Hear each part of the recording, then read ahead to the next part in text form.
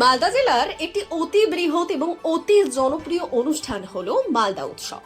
আর এই উৎসবে প্রতি বছর এই জেলার সংস্কৃতি প্রেমী মানুষদের জন্য বিশেষ কিছু উপহার নিয়ে উপস্থিত থাকেন মালদা জেলার সাংস্কৃতিক পরিচালন কমিটির সভাপতি প্রসেনজিৎ দাস মহাশয়।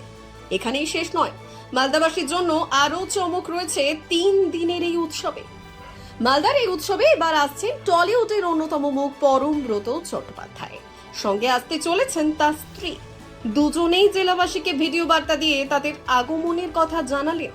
মালদার এই সব অত্যন্ত জনপ্রিয় গৌরবঙ্গে মালদা শহরে ইতিমধ্যেই ছবির জন্য পুলিশের পোস্টার। জেলার মানুষ উৎসবের জন্য তাকিয়ে রয়েছেন। নাচ গান চুটিয়ে খাওয়া দাওয়া সবই হয় এই উৎসবে। হই হুল্লোড়ে ভালোই কাটে মালদা শহরের আবেগের মেলা। নমস্কার, আমি পরমব্রত। নমস্কার, আমি প্রিয়া।